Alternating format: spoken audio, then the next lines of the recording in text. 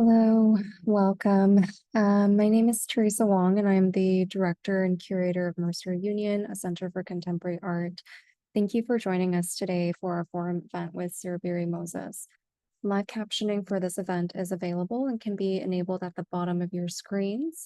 I'm joining you today from Toronto, a place that I've come to as an uninvited guest on the traditional territories of the Anishinaabe, the Haudenosaunee, and the Mississaugas of the Credit First Nation. Toronto is a city that is today also home to many Indigenous peoples from across Turtle Island. As we're fortunate to come together online from different places, across cultures and entangled histories, I ask you to take a moment to acknowledge the rightful stewards of the land in which you are situated. Today's event is part of fORUM, which is Mercer Union's ongoing series of talks, lectures, interviews, screenings, and performances that extends our commitment to free public programming, both online and in the gallery. Today's forum features a lecture by curator and author Serubiri Moses, who will be considering the phenomenon of sound within the context of the exhibition, Paul Maheke, In Spite of My Own Desire to See You Disappear. Following the lecture, Serubiri and I will unpack the ideas that he brings up, and then we will open the conversation to the rest of the audience for Q&A. Before I introduce our guest speaker today, I'd like to introduce the artist whose work and practice brought us together today. Paul Maheke is a multidisciplinary artist who lives and works in Montpellier, spanning drawing, video, sound, and dance. Paul's practice embodies the interplay between the self and the collective in the complex shaping of our identities.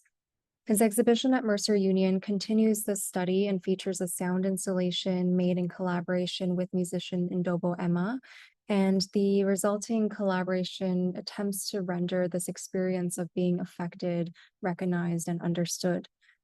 Paul's exhibition was commissioned by Mercer Union and Southern Alberta Art Gallery, Mansisikate Sitapit Sinexin in Lethbridge.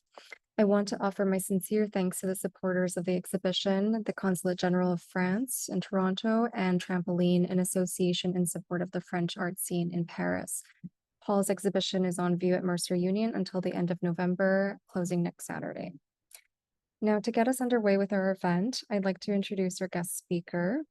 Serubiri Moses is an Ugandan curator and author based in New York City. His writing is primarily concerned with aporia, violence, as well as exhibition histories. His exhibitions are rooted in methods of collective teaching and listening as an epistemology. He serves as part-time faculty in art history at Hunter College, SUNY, and visiting faculty at the Center for Curatorial Studies at Bard College.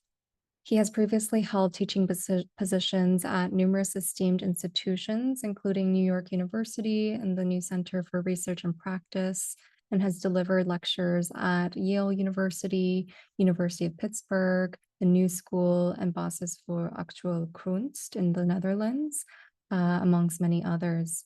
As a curator, he has organized exhibitions at museums including MoMA PS1, the Hessel Museum at Bard College, KW Institute for Contemporary Art Berlin, and he has previously held a research fellowship at the University of Beirut, received his master's in curatorial studies at Bard, and is an alumni of the ASICO International Art Program. He is also a contributing editor of Eflux Journal, and his forthcoming book, Judith Namala, a novella, is published by Kara. Welcome, Serubiri. We're so delighted to have you join us. I'll pass it on to you now for your presentation. Thank you, Teresa. Yeah, Amy, I wonder if you could put the slides. Yeah, you show slides.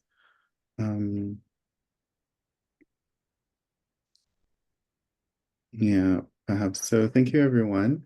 I'll just sort of give an overview and introduction to this talk. And so I was invited by Teresa of Mercer Union, curator and director. Thank you, Teresa, for inviting me.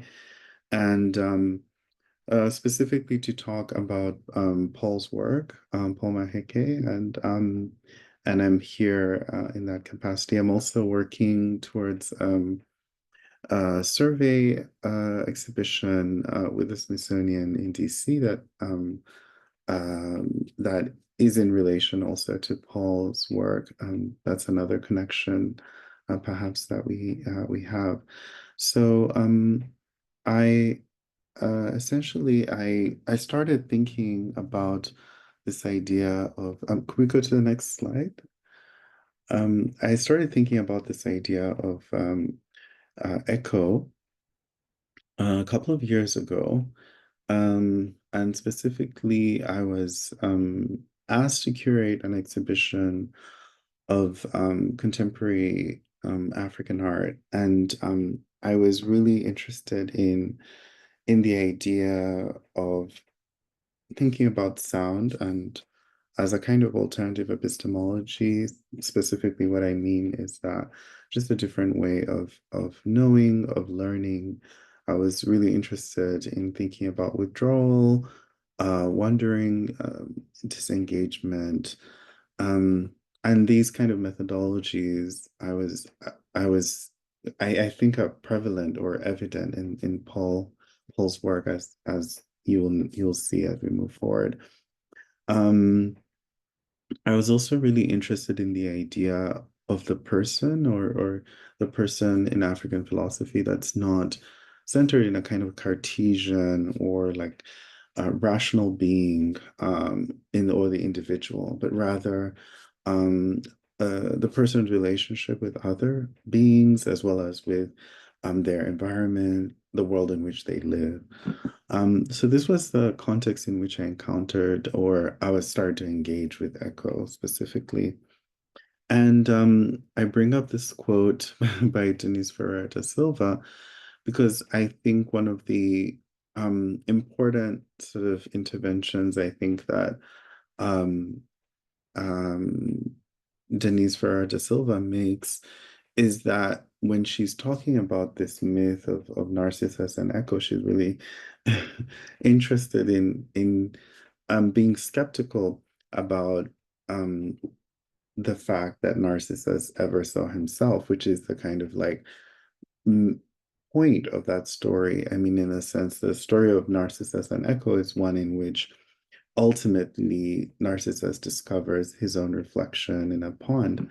And so similarly, I was really interested in thinking about Echo, guided by the work of Gayatri Spivak specifically, but I was also really interested in the Greek myth of Narcissus and Echo because of the ideas around speech, ideas around self-definition, ideas around self-articulation. Now, why do I talk about those? It's because in that myth specifically, Echo is without a voice, or she has been punished by the gods, as Gayatri Spivak, tells us, and she, as a result, cannot speak. So when she meets Narcissus for the first time, she cannot speak in her own voice, but can only repeat what he says out loud, and therefore, the name echo, which has come to refer to the echoing of sound or the reverberation of sound on different surfaces moving temporarily. Um, I've also been really interested, if we can go to the next slide, in thinking about not only the question of personhood, but also the kind of like history of African art specifically. And in here, I was really interested in thinking about how, specific African artists were really interested in affect, in moods, also in things like expressing complex feelings and emotions like horror or terror or figures of death or ghosts. So this is a work by Colette Omokbayi, a Nigerian artist based in the US at the moment. It was made in the 1960s.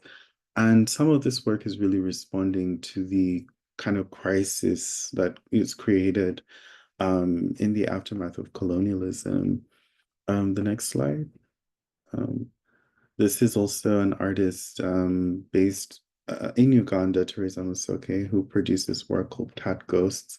And I was really, when I was researching this specific work, I was really moved by the attention to mythology, similar to Colette Omobayi, the attention to, the use of vernacular and proverbs, but myth at the same time. So this idea of sort of death, ghosts and myth, comes back, particularly as it relates to the character of Echo, but also this whole notion of self-definition and personhood. I just want to repeat that. So this idea of the relationship between ghosts and myth is also related, um, ghosts and myth specifically, I view as related to this project of self-definition and self-articulation, which for me is embodied in this character of Echo. So moving, could we go to the next slide? So moving forward, I mean, I think Paul Maheke also talks about how ghosts are part of his work. He's talked about like in my work, there are different ghosts following me. This is in a talk from 2022 from the Hochschule in Basel, Switzerland. And I'm really interested in thinking about like the uh, how the ghost sort of operates, also as a form of absence, but also as a form of like the invisible. I'm really also interested in the epistemological aspect of that.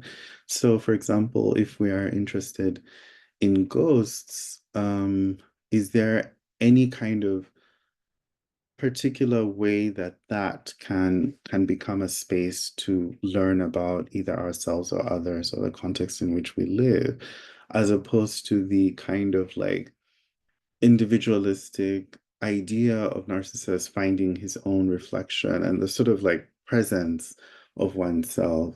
And how can we, even when we are withdrawing or not entirely from society, right? But withdrawing from perhaps our institutions or our kind of day-to-day routines, how do we encounter knowledge, right? Assuming that knowledge is first and foremost the knowledge of the self, which is that of yourself looking in the mirror.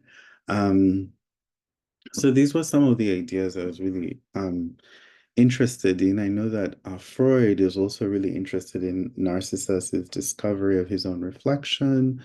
Um, I'm also aware that, the phenomenon of being narcissistic or narcissism has been kind of used in contemporary political thought and political commentary, and people talk about narcissism in very contemporary ways, relating to popular figures and politicians.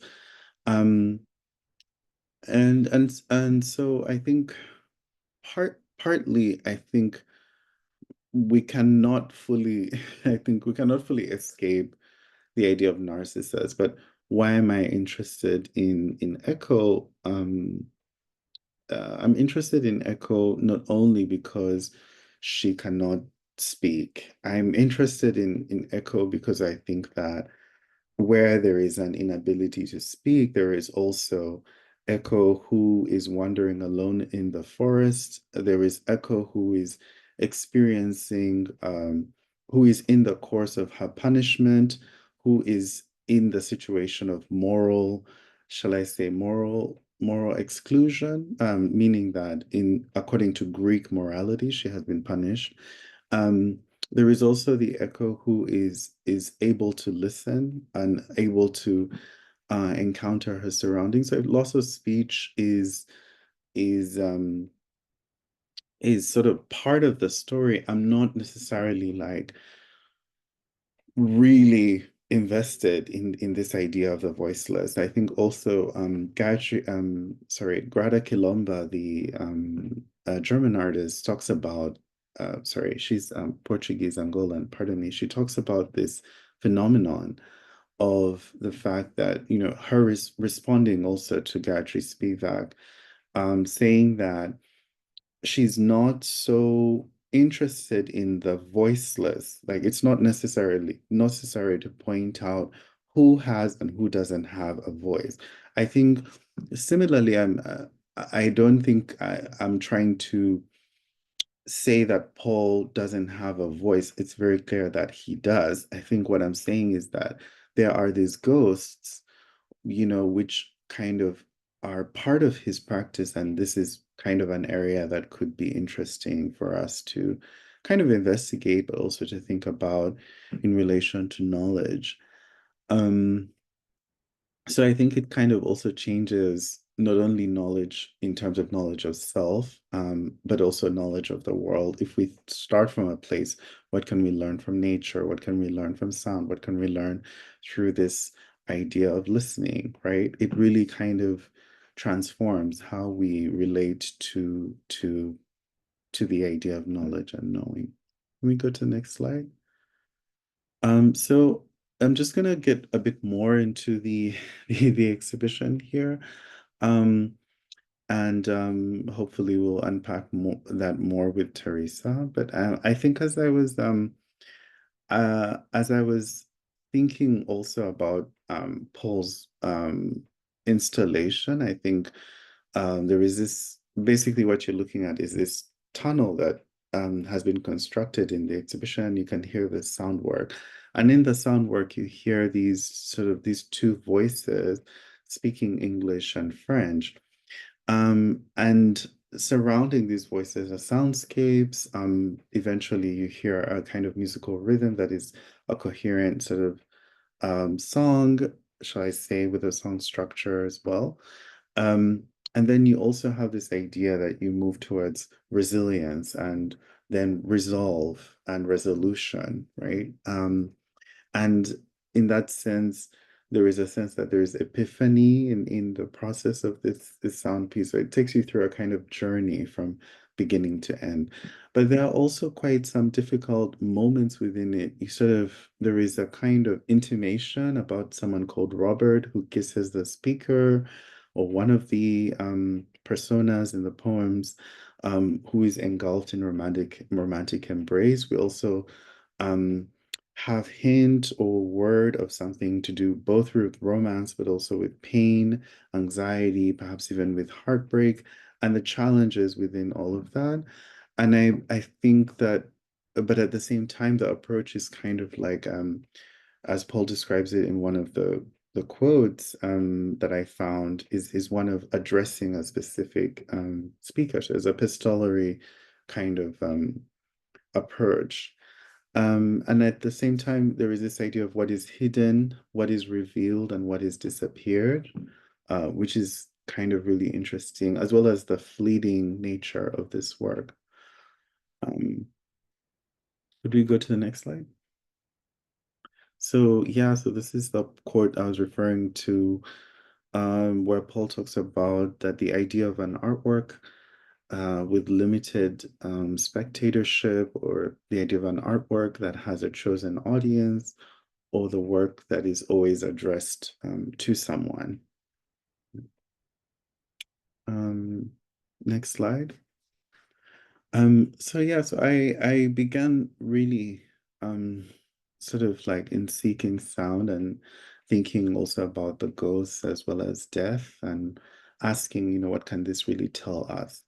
Perhaps not metaphorically, just in the space of Greek myth or literature. So I'm not just thinking about echo and the idea of the kind of voiceless girl or talkative girl who has been punished by the gods and now therefore she's voiceless. I'm also really interested in what the ghost, or the absence of the voice, which I think is the echo, can tell us about, ideas of experience and interiority, but also like how do we go beyond these kind of like ready-made tools for self-identity, whether that be citizenship or family or childhood, adulthood, or gender. I'm really interested in how, perhaps the ghost and also the absence of the voice can guide us into places that we are not easily going to go. And so here in Paul's work, those are spaces of withdrawal, um, where we see the artist sort of like almost withdrawing almost entirely from the exhibition, bringing other people into the exhibition. Um, Spaces of abstraction, moving into kind of inviting speculation rather than, concrete imagery and concrete, positionality.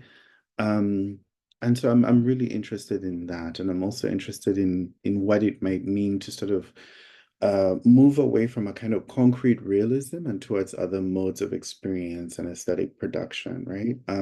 Not so much because I'm against a particular kind of realism or politically motivated or Marxist social realism. It's because I'm actually also aware of um, those painters, I think, in the 50s and 60s in Nigeria and Uganda, who are thinking also about the ghost, who are thinking about myth, who are thinking about terror and horror, and how that space of the emotion entered and was brought into their paintings and into their practice. So this is I think what makes me convinced of the kind of varying or alternative modes of thinking, of seeing and experiencing that are within Paul Maheke's exhibition.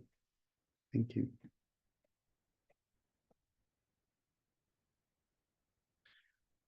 Yeah, yeah, this is just another one of the quotes that I have. And maybe you can go to the last slide. Yes, thank you. Yeah, he says that this is a quote from Paul, who he says that for me the ghost is a cornerstone to articulate a lot of what I'm trying to do here with the exhibition. This is an exhibition from 2016 at Chisenhall Gallery. I see the idea of a ghost as a resilient figure that occupies several dimensions. It has an ability to make itself visible or not. It represents a memory from the past that may or may not manifest in the present, yet lingers in a timeless and unallocated space. It haunts. The ghost also connects different kinds of imaginations, which break with a linear understanding of time and history. It occupies several dimensions. It is both celestial and vernacular. It also seems to respond to an ever-present concern in Paul's work, which is related to abstracting bodies and identities. For Paul, it is a useful figure to think through identity outside of identity politics, and he feels this need to twist representation and work from representation and beyond, thinking about the body without attaching physicality to it. So I'll stop there. Thank you so much. Thank you so much, Serubiri.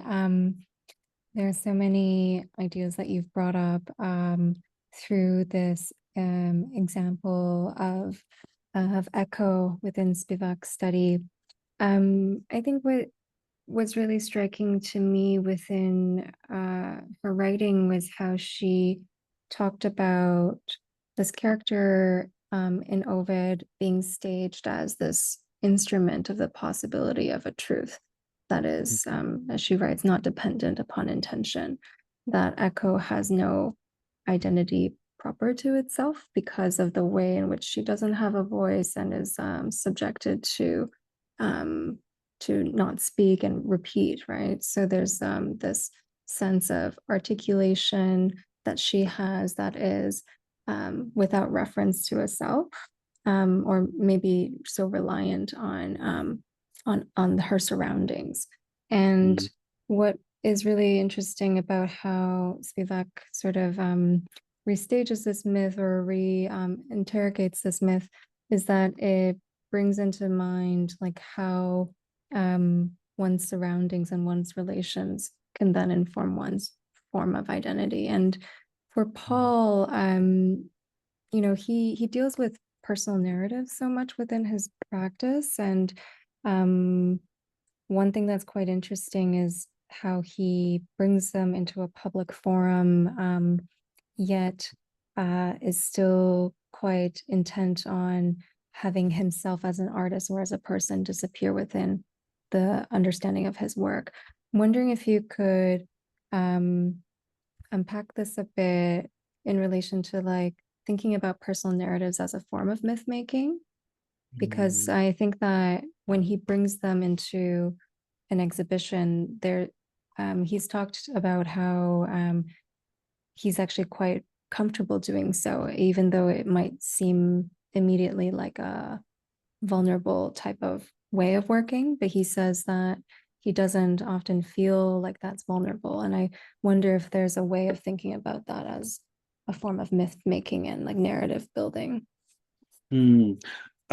Yeah, no, thanks for that question, Teresa. I think yeah, maybe one of the things I'm picking from what you're saying is when you point out about myth making and narrative building. I'll start there maybe and then try to work backwards. Um, I think that for me this is a kind of necessary, almost like a necessary uh kind of um thing, but also within my studies, especially as a scholar, I see how artists of the mid-century, in Nigeria and Uganda and other places were doing that. They were sort of working um, with mythology. But I also want to kind of now kind of distinguish a little bit between, I think, narrative and narrativizing and then mythology, because this idea of agency in, creating personal myths as opposed to working with mythology at large, right?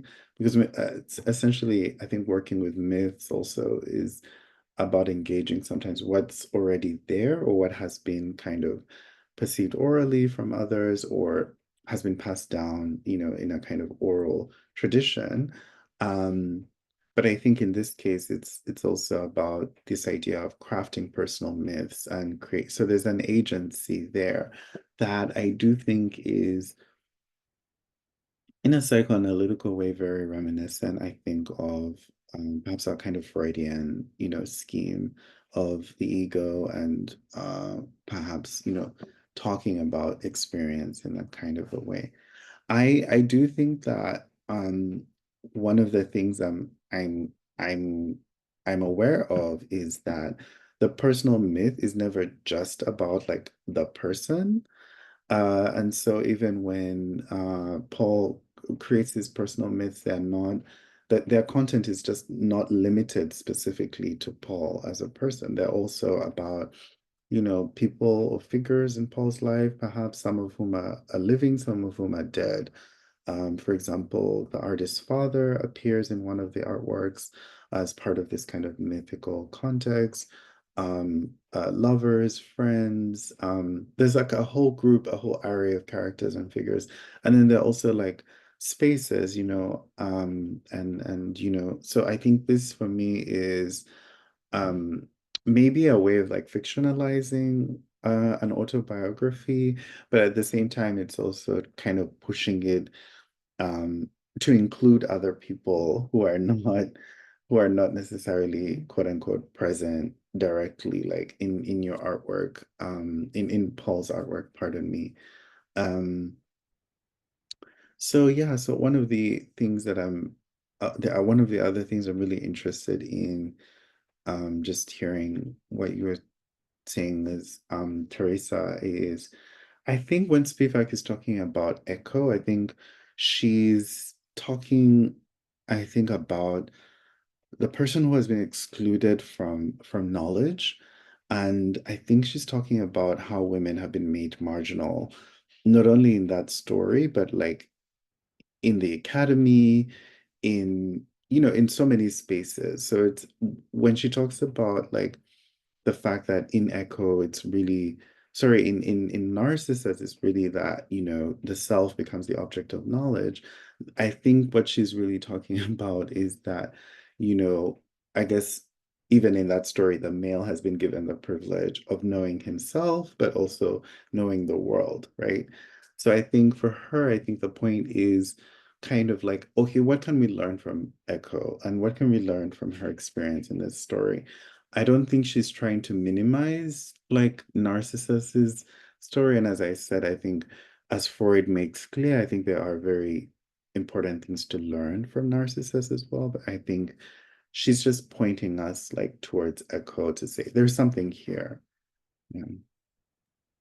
I think it's the relationship between the two that she elucidates when you think about it in Mhm. relation to how Paul is working in this exhibition.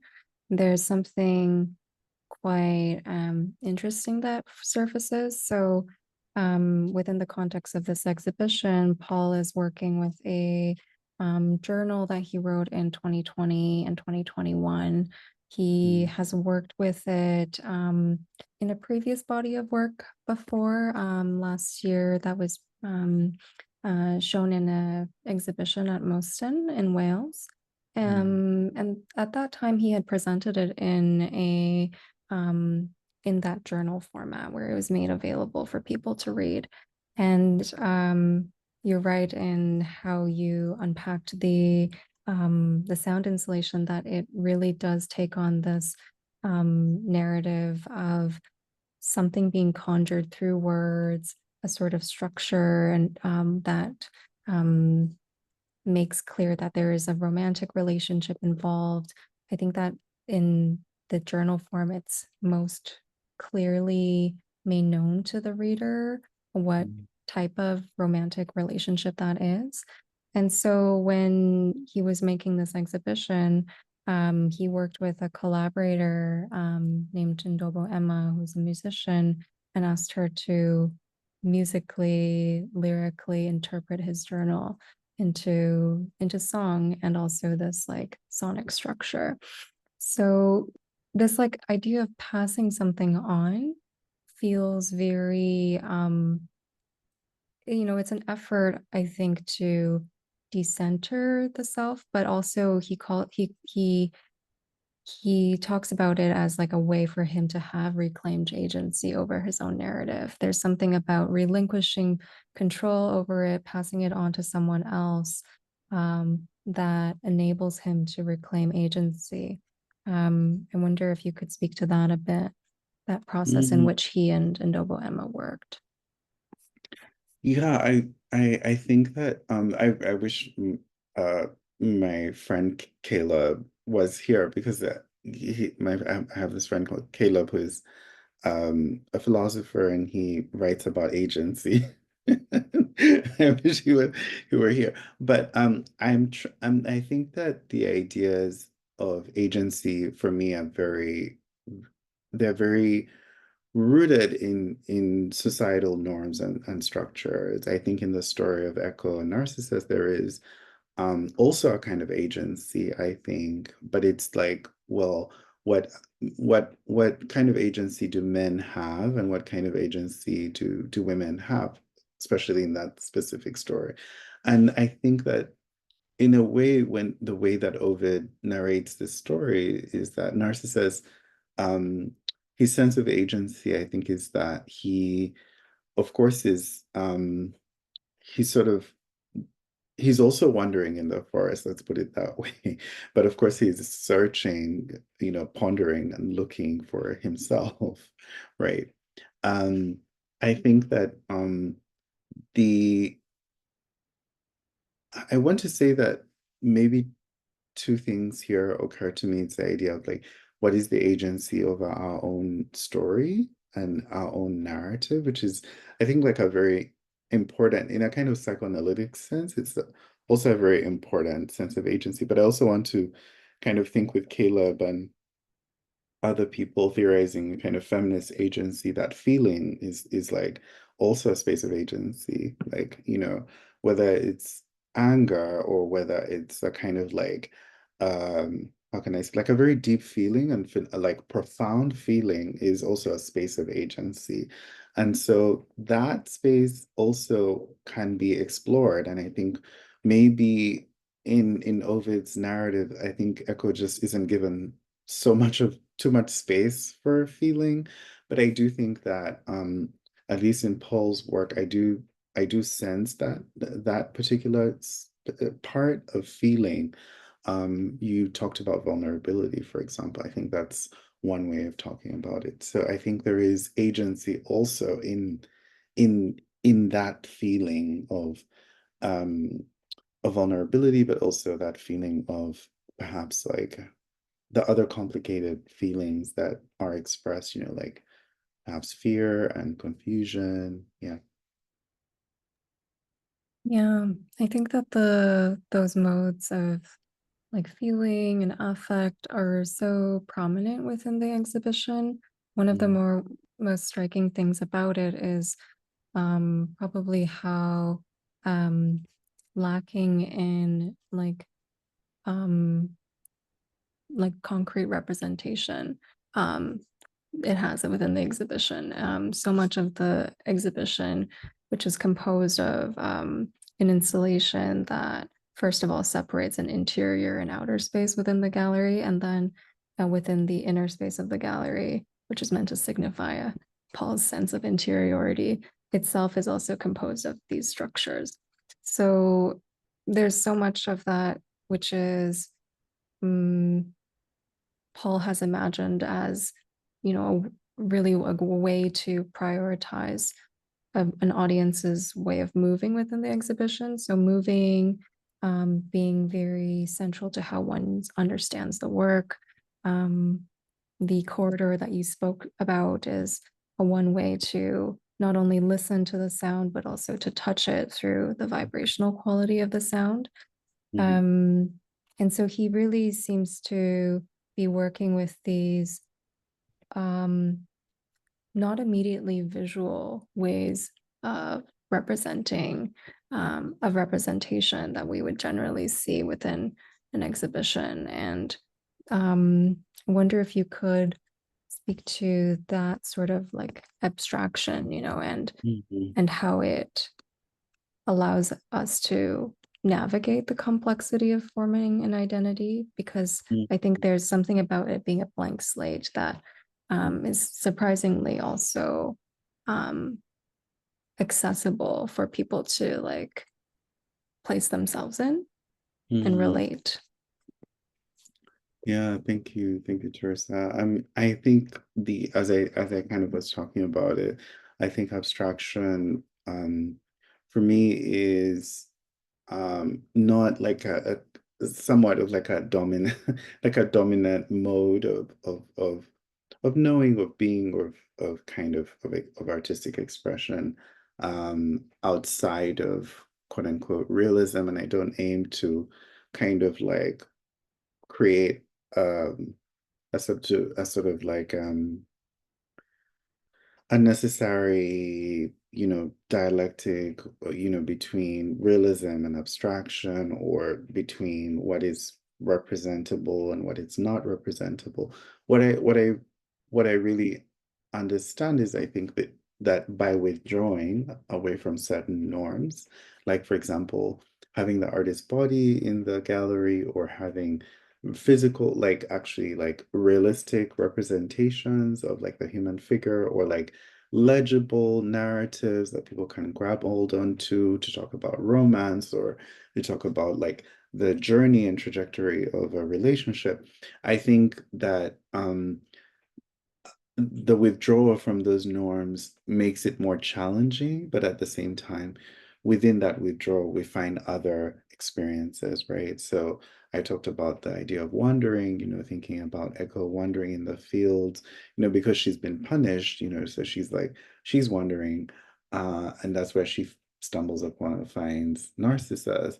And then I kind of talked about, for example, how, earlier on, well, I didn't talk about this actually, but I think this is something we see in the exhibition as well at Marseille Union, kind of like the absolute focus on sound, or that kind of the focusing on sound rather than on other elements, I think, which are actually, architectural elements and other. So this focus on sound, I think, is really interesting because it's also about collaborating with others. There is a sense of like, okay, bringing another element into the exhibition, which is titled, the artist, but actually includes other people. So that also can be, should I say, pushing against the norm? Um, and then that's another kind of withdrawal. I think I'd say another um, aspect that I associate with abstraction is also, I think, has something to do with that impulse of self-articulation, which I was talking about earlier. When I mean, in my understanding, I think when Spivak is talking about narcissism, saying, well, within narcissism, the self is the object of knowledge. I think it's about how clearly you can articulate, right, the self as, and how clearly you can see oneself and describe oneself. And I think that is part of psychoanalytic therapy, that's part of standard psychoanalytic Freudian, kind of processes. That's still very much used. They call it bringing the trauma up into a space where it can be projected onto the therapist, and like a mirror.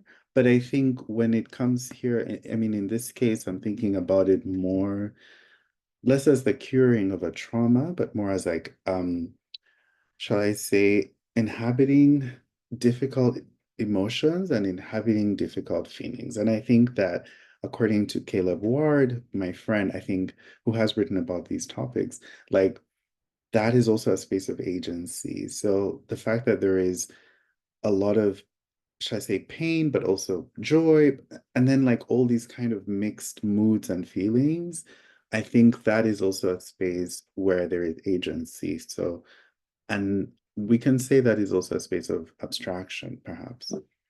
Yeah, I think that within that space of withdrawal, Paul is really able to like fill it with something that might otherwise, like the space of withdrawal might otherwise be perceived as a space of lack, but he fills it with other ways of working Mm. through a collaborative strategy with Ndobo Emma, really decentering himself and continuing the passing on of his narrative over to not only a collaborator, but then to an audience, a space that we're meant to fill in. Um, Thank you, Serubiri. This has been such a wonderful conversation. I would like to open up the floor to any questions that might come up that anyone has about anyone has for Serubiri. I'm happy to begin with a couple of questions that I had about your curatorial work. I wonder if you could speak to your previous experience that deals with topics related to the body and performance.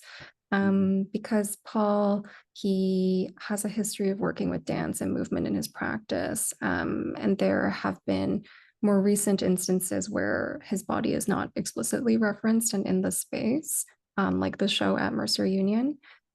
Yet there still feels to be like a choreography of space and an understanding of how people move through the space that informs Paul's work.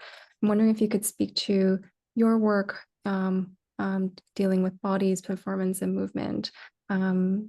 Yeah, such as your experience working with Raymond Pinto, a participant. Oh yeah. Like I think working with Raymond was really exciting. But I think that, similarly, I think one of the aims and purposes, I think, of my curating, I think, is to create uh, forms of hospitality, but also maybe not just forms of hospitality. I think is to is to kind of create like a platform for um, pedagogy, and learning, as well as I was talking about collective teaching. So part of what we were doing is we went into an archive at the Schomburg library, and we were looking at the archives of poets in the Schomburg. And he and I went there for several months, maybe like 6 months or so.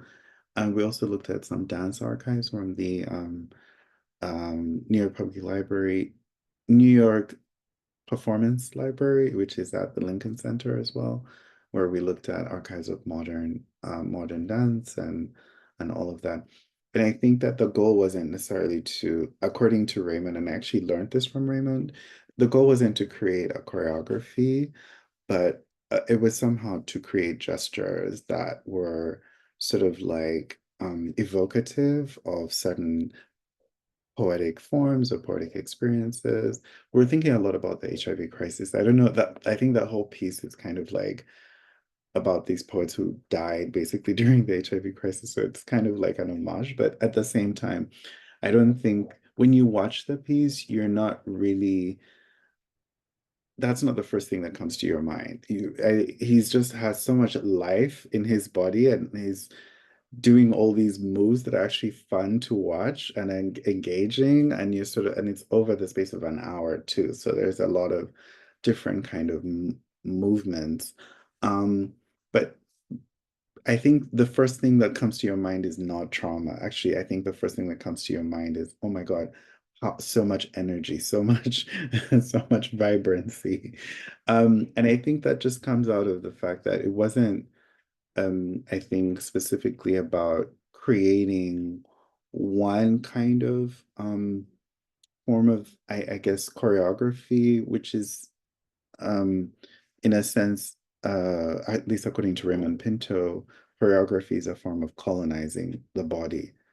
So I know those are very stark terms, but but I think avoiding choreography and moving into other things like poetry, I think really kind of helped that performance. And I tried as best as I could to facilitate that by, this kind of collective research process that we were doing prior to it. Thank you. I also had another question about your work as a curator. Mm, You've been part of several curatorial teams for biennials, and you were also co-curator for Greater New York 2021, which was the fifth edition of the MoMA PS1 survey for contemporary art. mm, And as you mentioned, you'll be working with Paul in the context of another large survey exhibition at the Smithsonian in 2025.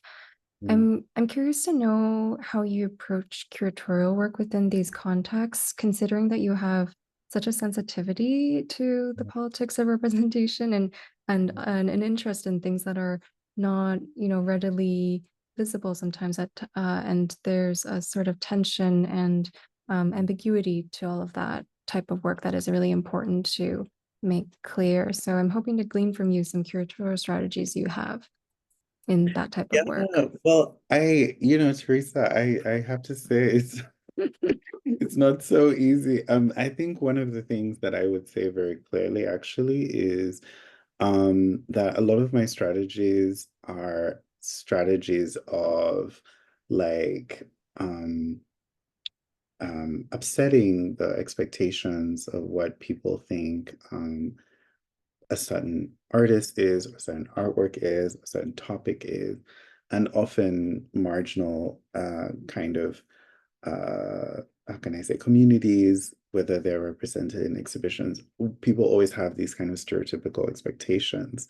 And so my strategies often come from trying to upset and upturn those expectations.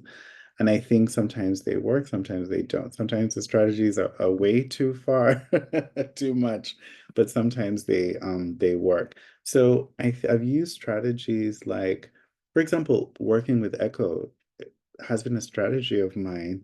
Literally, I think when I'm talking about echo, it's not so easy for people to think, oh, is this about gender? Is this about sexuality? Is this about, blackness? Is this about Africa? Like you don't really know, but I am still engaging all of those kind of themes within it. So I should say that Echo definitely, I think, is a curatorial strategy for me. And I also talked about this idea of like listening as a strategy. I think it's more, of course, in relation to myth and myth making. And as I was saying, I think there is so much outside of what we already have received that we can draw upon, like in the case of Paul as well. So Thank you. You're welcome. If there are no other questions, I just want to thank Serubiri then for your time and your generosity in unpacking Paul's work by positioning these ideas around his exhibition.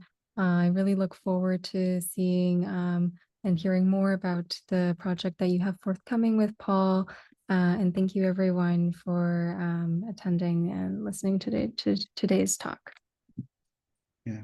Thank you, Teresa. It's been a pleasure. Thank you.